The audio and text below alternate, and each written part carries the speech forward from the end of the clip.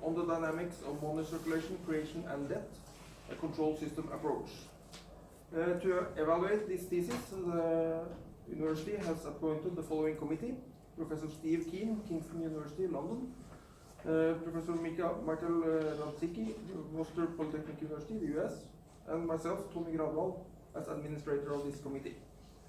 Earlier today we had the two trial lectures. I'm happy to announce that the committee has approved of these lectures. That means we can go on with the main part of the defense, where Trond will present the main findings of his thesis. Then we will have a short break. After the break we will continue with the examination by the key opponents. All right, please. Thank you. Okay, so this up here is a cross-disciplinary exercise. Cross-disciplinary stuff is something that is talked positively about by universities all over the world in speeches. But I have to put up this disclaimer here, which is also in the thesis, because if you try to talk to two different camps, the stuff you say will both be trivial and too complicated for both camps. So you will find some of this stuff trivial, and some of this stuff will go above your head, and this is true for both camps. Okay, so this is just some points from the thesis in a reasonable order, but I can't go through the whole thing. So what I start with here is the basic economic unit in a society.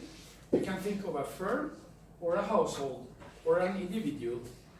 And what is the simplest dynamics that you can assume that's reasonable for one economic unit?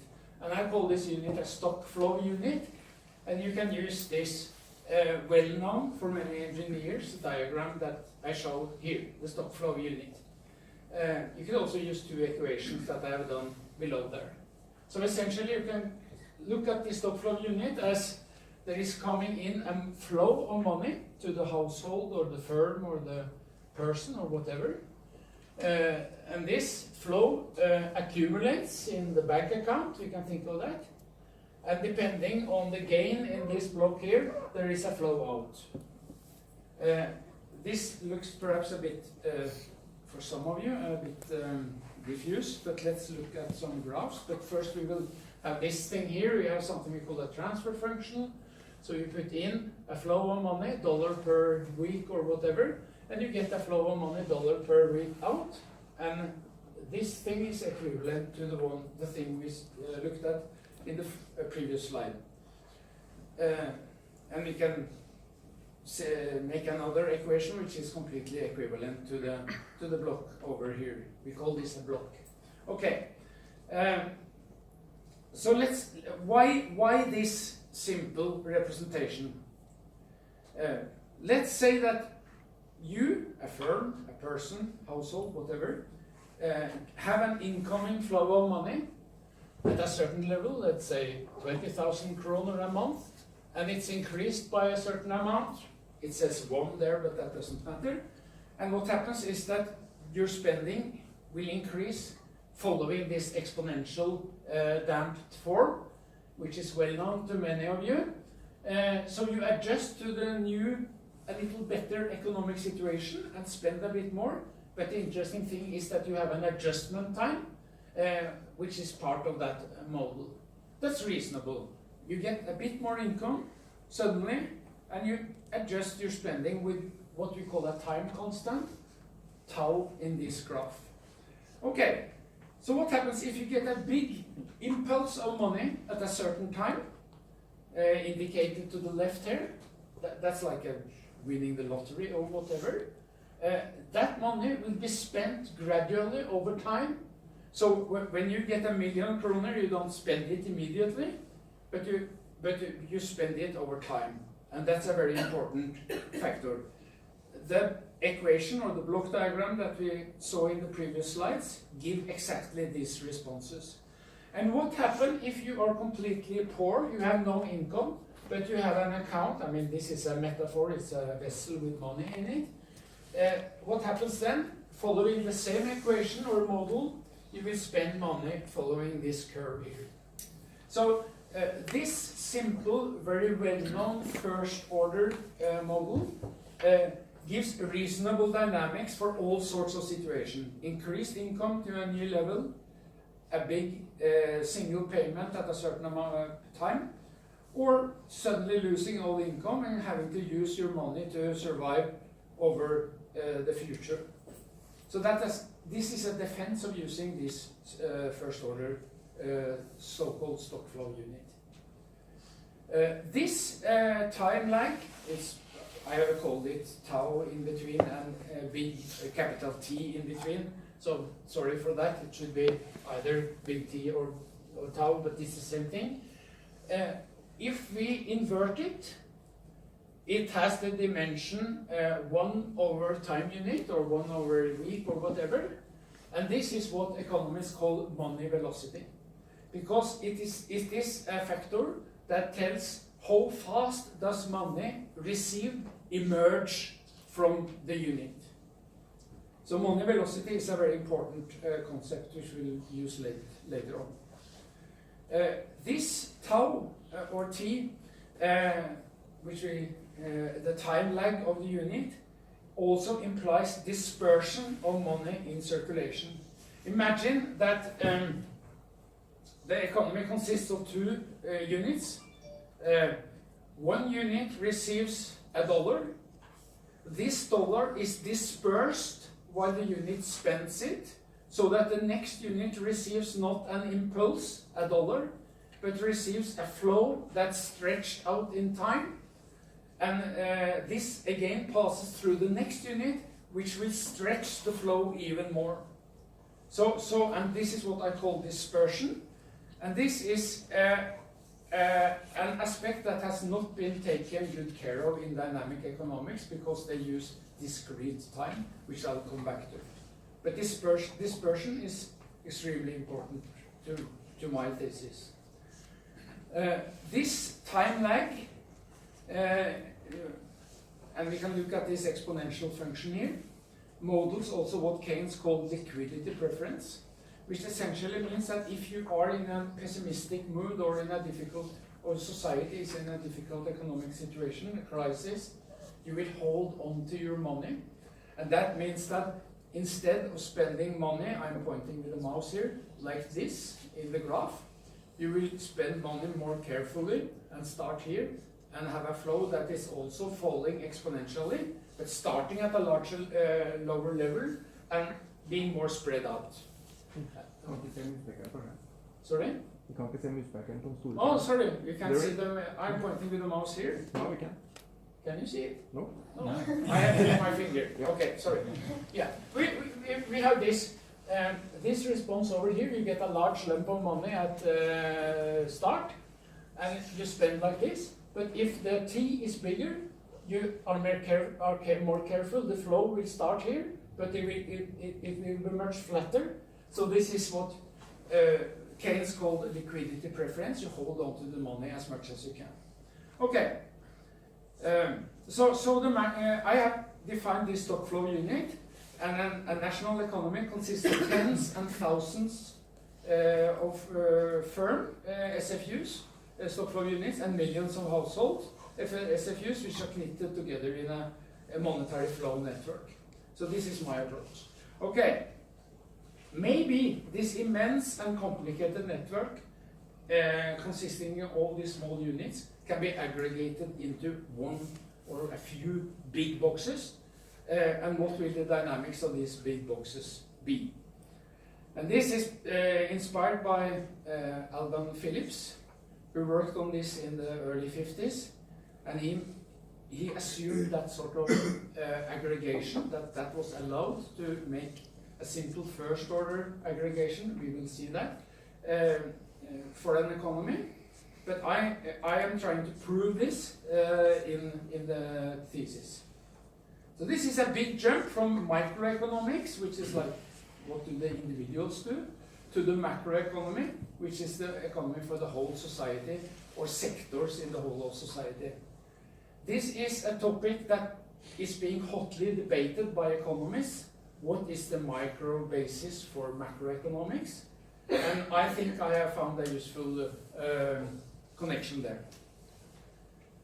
Okay, so what now if we try to aggregate firms and households, and we have this graph here, hand drawn, but I think you can see it. Here are individual households, many. Here is a big box with all the firms in society. Households consume and invest. I mean, most households, they just consume, but some invest too. The rich households, they buy stuff from firms, so money flows into the firm sector.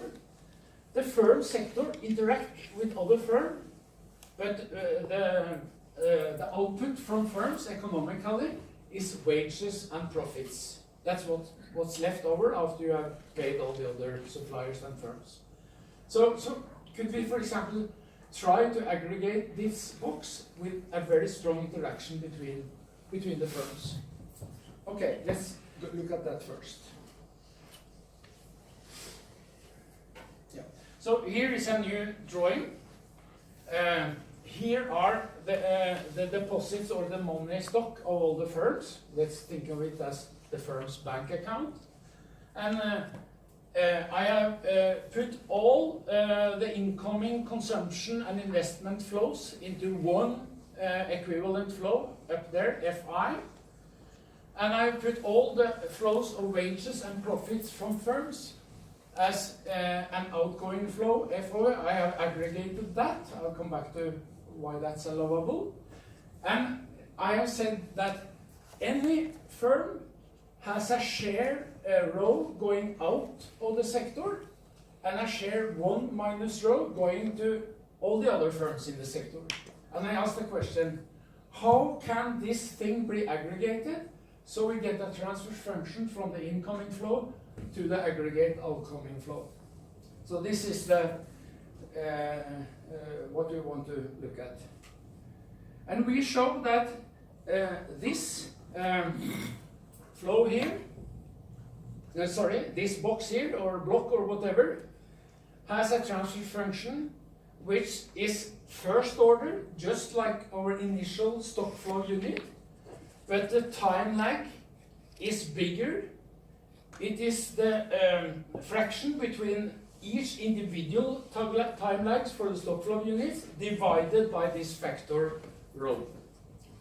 And that's easy to prove.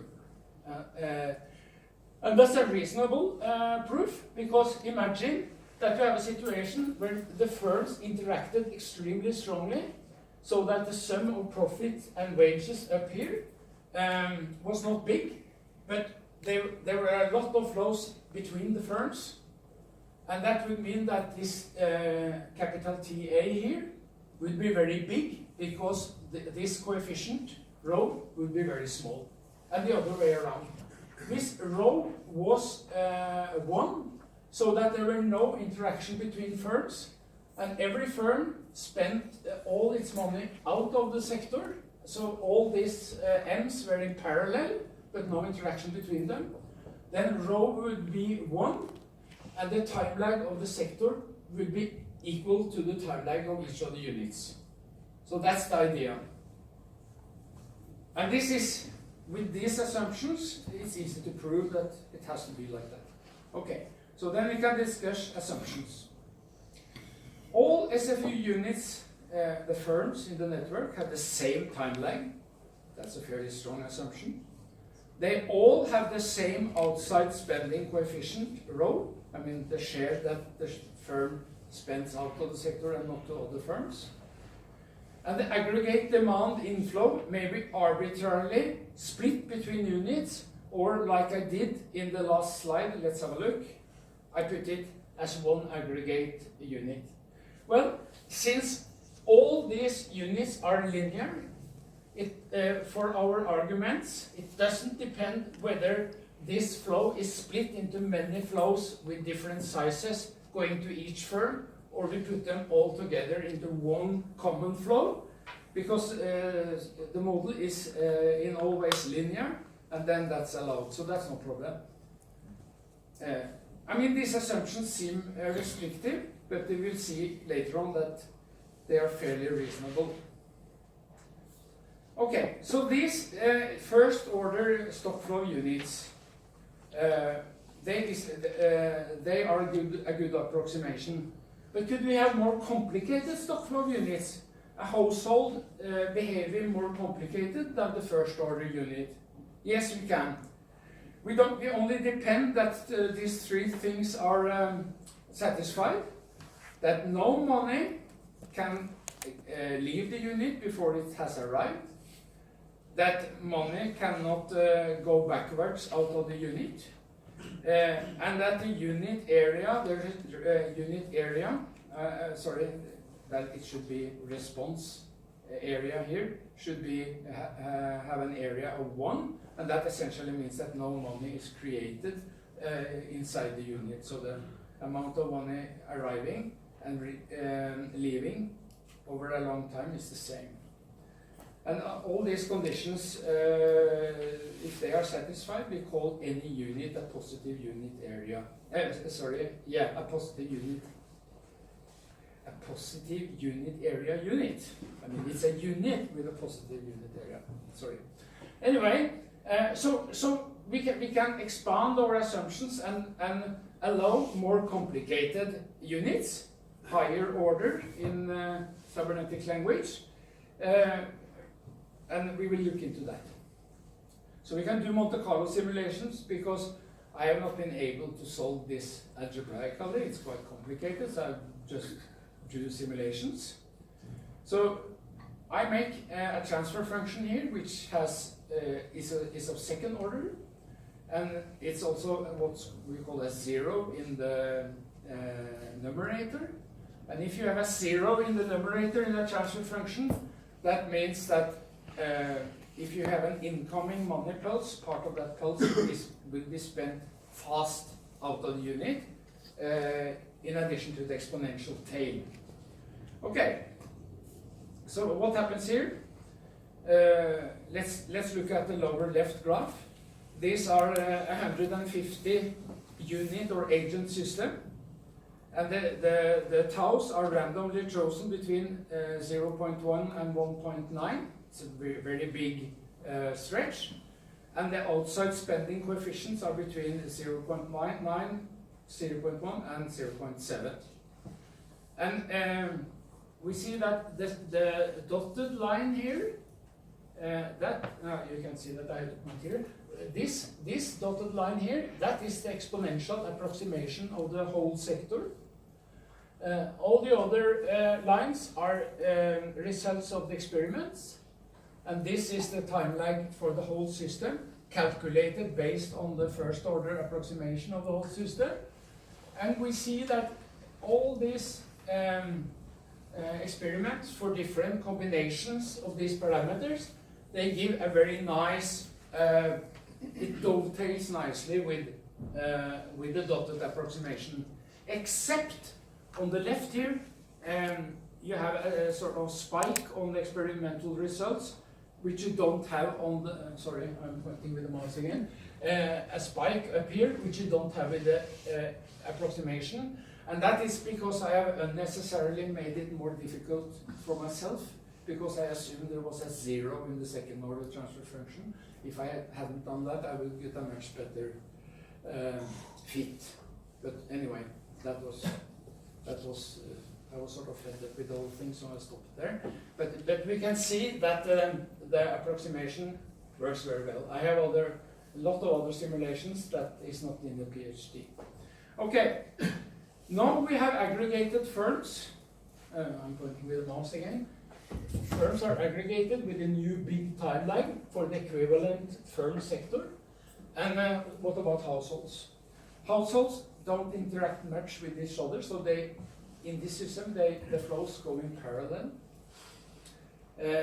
And time lags for households are also much smaller than the time lag in the firm sector. So we can live with just lumping all the households together with a small time lag, since they are in parallel, mostly. Okay, so let's now do some further aggregation, what I call extreme aggregation for later use. Up here, we have consumption plus investment coming into the firm sector And that results in income, which is also called output, YO. And this goes to the household sector as wages and profits, so that YO is the sum of wages and profits. And households, again, consume. So we have an arrow. I should have some pointing stick here somewhere. Or perhaps I can use this, should be a laser pointer possibly. Let's see. Do we have some pointing stick? Okay. Essentially, this is a two-sector simple economy. There is no government, there are no banks and no finance. There are just firms and households. Thank you. And money is and money is circulating. Consumption plus investment, output equal to the sum of wages and profits going to households, which consume and invest. So what can we do here? Here I'm just turning the circuit around, so I moved households over here. Then I say that the time lag from these two sectors, we can put them together into one nearly equivalent block with a time lag t. And this time lag t is approximately the sum of firms and households. In the thesis, I present an algebra of how we can lump together time lags in series of blocks and in parallel of blocks, which I'm not going into here, but that is a fact. You can, under reasonable conditions, you can assume that. So now we have just one block here with a feedback from output and into the system again. I have lumped these two together. And we can explode this box or block, which is equivalent what's behind in this shaded rectangle. And then we have two parallel feedbacks, one negative unity feedback and one positive unity feedback, which cancel out. And we end up with this extreme simplified model of the macroeconomy, where we just have a stock of money, which is constant, there is no input here, through a gain 1 over t, which in fact is the same as money velocity, generating output. And we will use that later on. So I call that extreme aggregation for later use. Okay. Now we will come back to that later, but I have made a chapter which I'll just comment on verbally here, which is the advantages of using continuous time modeling in economics. No surprise for you, but time is continuous. Yeah, but many economists traditionally want to partition the time axis into discrete time instances, which they call a period. And because of computational difficulties, at least traditionally, they assume what they call an equilibrium in each period, so they solve a set of static equations. But it's completely synthetic and not necessary. An economy is, by the way, never in equilibrium. It's moving all the time, so not a good thing. If you have used discrete time, decide on a certain time interval, and stepwise you go like this in simulations, you have a problem with slow and fast components. If there is something that varies slowly in the economy and something varies fast, then you will often lose the dynamics of the fast-moving components. And if you want to change the length of the chosen and synthetic simulation or modeling period, all parameters in your model changes, or at least nearly all. But in a continuous time model, all the time parameters, the time constants, the gains, and so on, are left unchanged. You don't have to do anything with them, because the only thing you tinker with is a technical small step used in the numerical simulation. So you don't need discrete time models. And finally, if you do discrete time models, flows like output or income, for example, which are money per time unit, dollars per year as a symbol here, get the same denomination as stocks, which are dollars, and that may easily confuse you. And this is the famous Polish economist Michał Kalecki, who says that economics is the science of confusing stocks and flows. So this is a sort of polemic against using discrete time in economic modeling. Okay, so now we will introduce finance in our system. So down here is the incredibly simplified economic system. Income and profits and wages come out and goes back into the system. But now we have loans, so the financial or the bank system gives loans and also pays wages and expenses for running the financial system into what you could call the real economy down here. But at the same time, the real economy is burdened with interest and repayment, which we collect into a negative arrow here. So this symbolizes a subtraction of the money that is available in this flow F in here.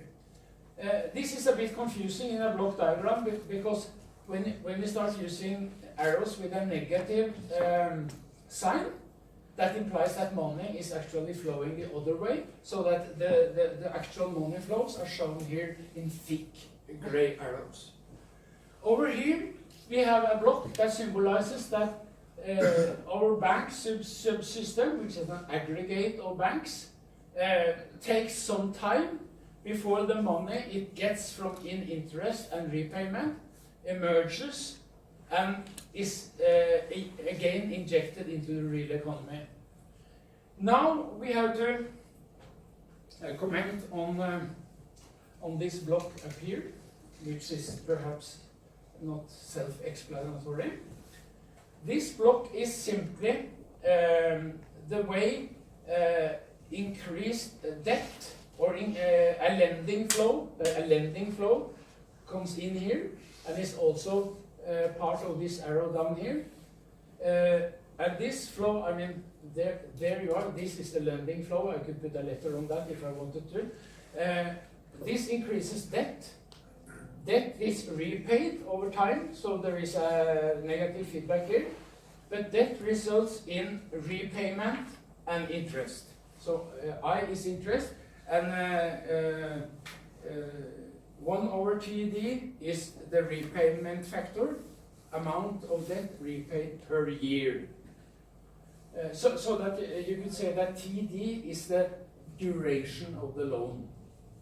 That's the way I've chosen to do it. Okay, so what we have here is a system which can accumulate debt, burdening the real economy. But this is a very simplified system where dynamics is completely decided what happens in the upper part of the model. And at this stage, there is no money creation or destruction. There is a constant amount of money circulating. And and you can also say that the real economy is getting all the money back, but but this flow may increase depending on certain values here. But this flow also increases, so you have a system that gets more fragile. Even if money is not taken out of the real economy, more and more money is circulating with strings attached, because both the debt and the debt burden, or the debt service burden, interest and repayment, is increasing on certain conditions, which I have here.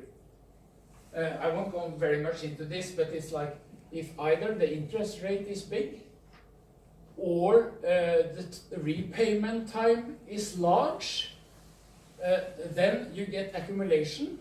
At least if this thing is small enough, and this will be small if sigma is big, and sigma is if you look at the last slide, sigma is the share of bank money flow that the banks are able to reinvest as new loans. Most, I mean, a lot of it has to go back to the real economy. I mean, all of it goes back, but this is the share that goes back as loans. So this is a reasonable thing. It's easy to calculate. If the lender only consumes and pays expenses out of interest income, it becomes simpler because the assumption until now is that the incoming money flow consists of both interest and repayment. If the lender only consumes out of interest income, you get debt growth with no conditions whatsoever. It will grow all the time as long as interest and repayment, reinvestment factor is bigger than 0.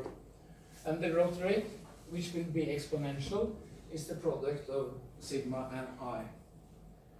If we now introduce a loss rate, so that each year, because of insolvencies, etc., bankruptcies, some of the bank assets are lost, or the debt will be reduced, and then the growth rate will not be sigma times I, but sigma times I minus this loss rate. Keep that in mind for chapter 5, where things will get a bit more complicated. To make this more intuitively understandable, let's look at this. It's the same thing in another diagram. Here we have the real economy with a certain amount of money. This certain amount of money enables an output flow which circulates in this complicated real economy. But out of this real economy is extracted a flow of interest and repayment, and this repayment is recycled in here again, either as new loans or wages, expenses, dividends back to units in the real economy from the financial sector. We could even also put on here taxes to the government, but I haven't introduced the government yet. So we see that money is leaving and money is coming back, okay. The diagram to the right is the block diagram equivalent of this more intuitive diagram here. But now is an important point. I used the two words non-discretionary and discretionary in the thesis. A non-discretionary flow is a flow that a firm, a household, a unit in the real economy can decide on the size of within reasonable bounds. We can spend less or more. A discretionary flow is something that you can choose to spend less or more on. But a non-discretionary flow is a flow that's imposed on you from outside, and that is debt service. So we have a system with if certain conditions are satisfied, you will have a system where debt service increases, real lending is increasing, the money stock remains constant, but it gets more fragile because more of the flows here are non-discretionary because debt is higher. Okay, so but money has been constant in this model, and we have to leave that behind. This is too simple. So let's look at this graph. This is from a lot of OECD countries, Netherlands, New Zealand, whatever. And these are nominal GDP. And nominal GDP, that's the same as output. That is the product of money and money velocity, or money divided by the time lag of the real economy. We have looked at that earlier. And if you look at the growth of nominal GDP and compare with debt, the growth of debt, debt has run away in all countries from a nominal GDP. And that these empirical graphs indicate that we have for 30 years, this is from 1977 to 2007, just before the global financial crisis, debt has run away from nominal GDP. And that means that the world economy, or in these countries, has become more fragile. following my argument about discretionary and non-discretionary flows. Okay, but then now comes an interesting point. Money has actually grown. There is a wide variety of growth rates between different countries. There is a strange anomaly here, I don't know what that is. But if you try to aggregate all these growth rates, you find that the growth rate over this period from 2012 to 2017 has been around 8% money growth. And the interesting thing is, how do money grow? I mean, where does it come from? And this is the topic for most of the rest of the thesis. The recognition that money grows in a society out of nothing, so it's not like the banks get the money from depositors and they lend out this money or part of this money to borrowers. This recognition has even reached central banks all over the world. And central banks are usually not very eager participating in public discuss about this stuff, but they are starting to recognize it. The money lent to you by the bank has been created by the bank itself out of nothing. Fiat, let it become, just like this. And then comes the question, is this money created by the Norwegian central bank or the central bank of the UK or whatever, or is it created by the private banks? And it turns out that the overwhelming amount of money is created by bank lending and not by the central banks. Okay, so let's continue here. Now, there is something called the Bank of International Settlements, which is the bank of the central banks. And they try to specify rules for what you call so that the banks behave properly, not take too much risk. And they have this regulation, which are more complicated than shown here, but I have simplified it somewhat. But the essential thing is that the assets of a given bank, which I call D for debt, that's the debt that the banks hold towards its borrowers, plus the bank's reserves at the central bank, I mean the deposit that any licensed bank has at the central bank, minus the bank's liabilities, which is what the bank owes its depositors. That's the money in society, because in my model I ignore physical cash, not very important for the argument. If you divide this numerator with the bank's assets, you get what you call the capital asset ratio or the capital adequacy ratio. And the Bank of International Settlement has specified that this should be not too low, typically around 8%, or it has been like that. So the banks should stay above 8%. Kappa, I call it kappa here. So what happens? That's my question. What happens if what should a bank do to not break this rule or be in breach of this rule,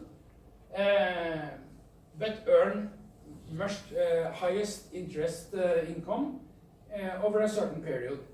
And it's easily seen that if a bank is able to stay precisely there with the lowest allowed capital asset ratio, it has the steepest income growth. And this is what I use in my modeling. So I ask, if we start calculating or doing the algebra on this, what is the outcome? The outcome is that the growth rate with that sort of, following this sort of rule, keeping this at a minimum allowed level, you get this growth rate of money and debt from banks. If you just have the recycling of existing money through the banking system, as I did in the simple model earlier, you get this growth rate that we looked at already. And if this is around 8%, this growth rate is around 12.5% higher. No, sorry, times 12.5% times this growth rate. It's much steeper. And if you look at empirical data and do some reasonable assumptions of values here, you will see that if you had a modern system where the growth rate was decided by this equation, you would have a growth of, say, around 1% per year. If you use this equation, you have a growth of around 8 to 10% per year.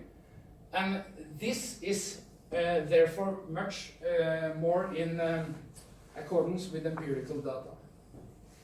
Okay, so then I ask myself, how do a bank behave? Can we make a control system for banks' behavior? So I say that the banks want to stay at the minimum capital asset rate, and I make a reference. I don't use kappa 0, but I use its inverse. It doesn't matter, but it's practical and explained in the thesis. And I say, how do we ensure that you can give as much new loans as possible, but staying at this minimum capital asset level? And I simulate this in Cybernetics. And what I get is, in a moment, I get this. This is a simulation, a result over 50 years. And this is magnification of what happens in the couple of first years, so we are down here. And what happens is that if a certain group of persons come together with a certain amount of cash that they have in their account, and put that in the initial account of the new established bank, and this will be the reserves in the central bank, the deposit of the new bank in the central bank, called R. And if we keep that constant at a very low level, note the scale here, we are just tiny, you see the blue dotted line down here, that's the same as we have over here. What's happening after an initial startup period? You will have an exponentially increasing money amount being injected in society, together with an exponential increasing debt in society, created out of nothing by the banks. Just by starting the bank with an initial small amount of cash from the owners. And this simulation with my control system on the last slide corresponds to the algebraic calculations done earlier, and that was nice. Okay, as I say, the bank's reserves, which will also increase over time, but I'm just talking about the initial amount expended to start the bank. They are held constant, and we still have the growth in debt and credit money. This money that's growing because of bank lending is called credit money, as opposed to central bank money, which is called high-powered money. But here we are talking about credit money, which is a completely dominant type of money circulating, and that's created by the banks. So now I think that, to sum up, I would say that I have proved that if banks try to stay at the lowest allowed capital asset ratio, you will have endogenous money growth and endogenous credit growth, and it will be at rates that are reasonably corresponding to empirical data. Note that the central banks, like the Norwegian Central Bank and the UK Central Bank and other central bankers, they have just recently, over the last couple of years, recognized that there actually is happening credit money creation out of nothing by the banking system, but they have not tried to put any numbers or any equations on it, and I have done that in the thesis. Yeah. Simulation confirms algebraically calculated G. Okay, so this is extremely complicated, and I won't go much into it, but up here is the, I have a simpler diagram in a moment. Up here is the control system where you have aggregated the licensed banks, and out of that system comes one arrow, newly injected money, and that can be negative, because if repayment of old loans is bigger than new loans given, it will be negative. And this is injected into the real economy. But the problem is that on top of the real economy, there is a non-bank financial system, which are units that also are financial. I just call them non-banks, and do also lend money, but they do not create money. They lend, but they do not create. So this is a new group that's introduced in this diagram, but I think I'll transit to a complicated, yes. Well, just one point before we leave it. Here are I have aggregated all sorts of capitalists, people who do not consume all their income, and also non-bank financial institutions into one lump. And I say that they receive profits from the real economy, that's here. They also receive financial income from their lending, because they they lend in the financial market. And this money is coming back, yes, sooner or later to the real economy as new loans, but it is lagged and fairly strongly. And if you have a system where financial speculation is fairly dominant, a dollar arriving here will emerge later here, because this dollar will have a very convoluted route inside this block before it leaves. This is because of something that I told you about the outside spending coefficient in the aggregation argument earlier, in an earlier slide. So this is important because money being extracted for financial reinvestment by non-banks will spend a lot of time inside here if you have a large TKF, and that you will have if there is a lot of speculation. So that is an interesting point. But let's go to this graph. Oh, I have to go faster. Anyway, it's not too much now. Okay, so this again is a more intuitive graph of the situation. What I call commercial banks or licensed banks are banks that are allowed under this Bank of International Settlement rules to create money and debt. They create new loans, and they also create credit money at the same growth rate. And you have, of course, debt service, interest and repayment. These are the non-banks, and these are the culprits, because they create loans, but they do not create money.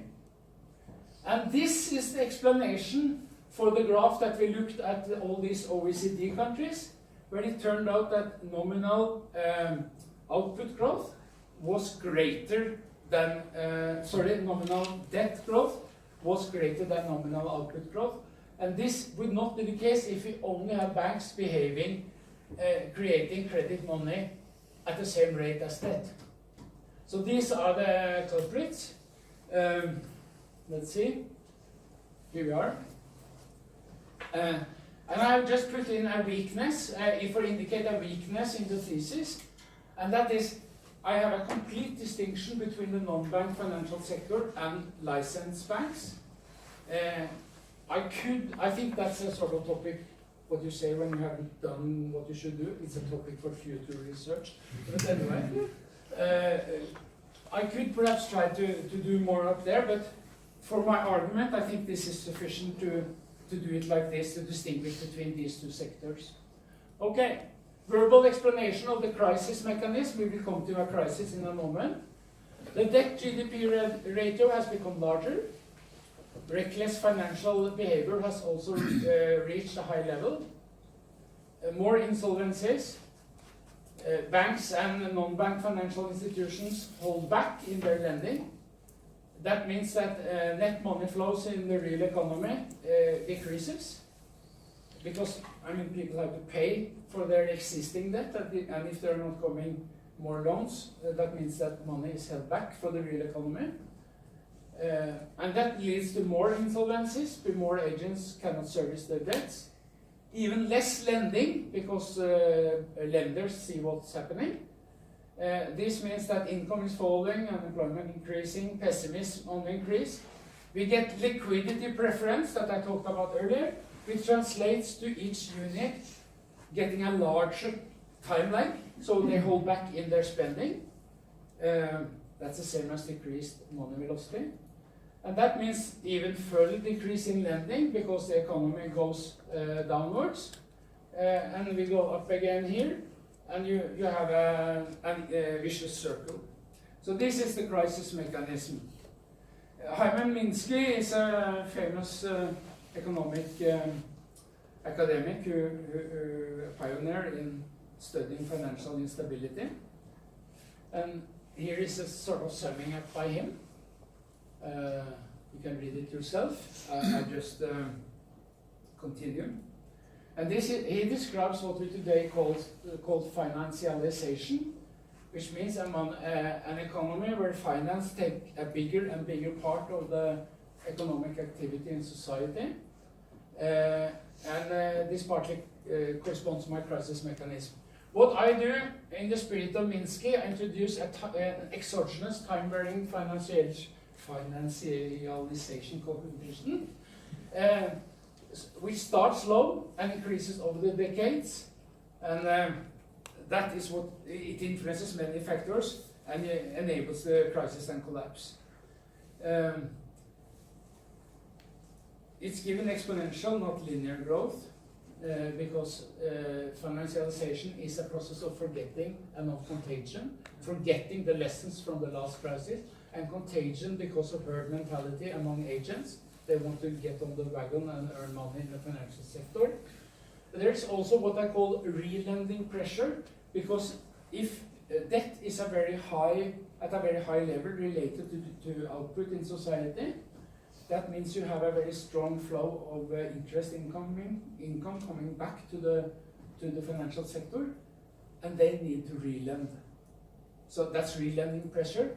So they throw loans after borrowers that are not creditworthy.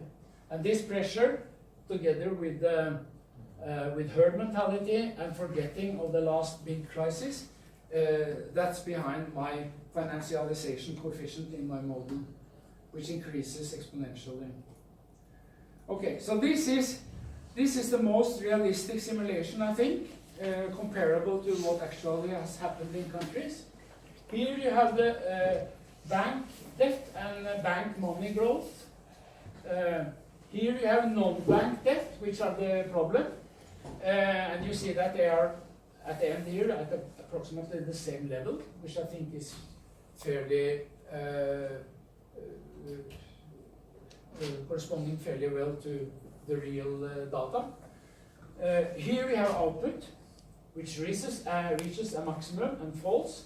And this is the growth rate of output, which dives to zero in the crisis. This is the debt divided by output, which after 40 years have a very steep growth. And I think all these graphs, at least qualitatively, fits well with what's happened in the debt crisis in different places. Okay, I have to try to round off now. Anyway, solution proposals.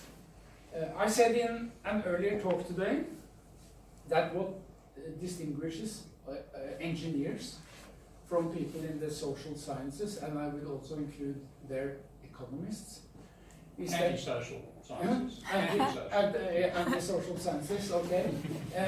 They are very, they use a lot of time to describe situations. They call it descriptive academic activity. And they wrinkle their noses at what they call people doing normative stuff, because that implies that you have some sort of moral or politic idea about what should be done. But we engineers are very normative. Our academic activity is just that. We want to change things and get things to work. So this chapter is normative. These are solution proposals. In this chapter, I introduce electronic money as an enormously potentially positive technological development. And I say that when you have electronic money in bank cards, using the mobile phones, and removing bills and coins, I mean, how many of you use coins and bills when you are out in the city today. You use the bank card. So this is coming. It's just like digital audio or digital cameras, etc.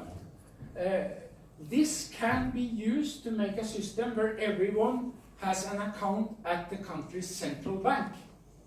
We don't need the banks all over the place because the banks were traditionally the place where you went to get out some bills to use for payment. And if everyone has their account at the central bank, money can't be lost because the central bank is the only institution in the universe that has the right to create Norwegian kroner out of nothing. And that means that the only ones who, in my proposal, which you have to read in detail to understand it, only the owners of the bank take the hit if a bank goes bust, because the depositors can't lose the money because it's in the central bank. And banks are only mediators of lending. They are not money creators. And you will have an immensely robust economic system with no bank runs and no what you call qualitative easing like you have had in the US. So I have this compared today's situation. We looked at this figure earlier. This is my new situation. In this new situation, all money in our society is in the form of deposits at the central bank. The banks operate by borrowing money from the central bank and lending money to people, but this money stays as accounts in the central bank. So it's a triangular relationship. And this solves the instability problem of bank debt and bank runs and people losing their deposits. I'm not going into details here, but you can read about it in the thesis. Okay. All these reform proposals in the thesis correspond to what's called modern monetary theory, which essentially says that any country that issues its own currency can do this. If you do not issue your own currency, like the Eurozone countries, who can't issue their own currency because it's the European Central Bank who issues the euro, or if you are Ecuador, or I think El Salvador, which uses the American dollar, then you have trouble. You are in trouble. A basis for all these arguments and proposals are that the country can issue its own currency, because then it can create money out of thin air to employ people and increase activity. And in the thesis, it's also explained how if all money is in the form of electronic deposits at the central bank, you have extremely effective ways of controlling both inflation and deflation. And the only tool we have today is a very useless interest rate adjustment tool. For example, interest rate can't go below zero. It's called the zero lower bound, and it's a problem today because we're very close to that. With electronic money, you can have negative interest on accounts, and that will force people to spend and not sit on their money. With electronic money, you can have a tiny fee on any movement between money in accounts, and that means that people will hold back in their spending, and that is an incredibly sharp control instrument against inflationary tendencies. And this is explained in the thesis. This electronic money is incredibly cheap to run, can be introduced easily fast, and in, I would say, like 10 to 20 developing countries in Africa, Asia, and Latin America, they already have up and running mobile phone mediated electronic money systems. For example, in poor countries where people do not have bank accounts, where there are no cash machines, ATMs, they can use the mobile phone to transfer money between them. The most well-known country which has had this is Kenya. It's called M-Pesa, which means mobile money in Swahili. They have been doing this since 2007, but now China is doing it. A lot of African countries, even Zimbabwe, is doing it. So this is not rocket science. It's up and working. You can buy it off the shelf, and therefore, I would say, and I talked about this earlier today, not just this short point. Any country that suffers from a debt-related crisis, 50% youth unemployment, 20% general unemployment, Greece, Italy, whatever, they could introduce a parallel complementary electronic and national currency. So you will have two parallel circulating money systems in the same country. I talked about it earlier, so I'm not doing it now. And this would give a way to solve today's big EU problems. It's just a question of political will, no technical problem whatsoever. Okay. So I started today with my favorite source of insightful and witty quotations, Keynes, which essentially says that play safe, think inside the box, even if you fail. That's what it says. So it's ironic by Keynes. But I also have another quotation to round off today. Not from my favorite politician, Lyndon Johnson.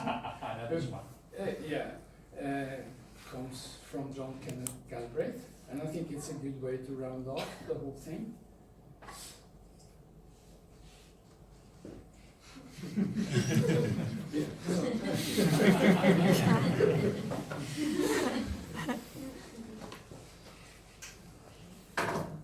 Yes? All right, you're done.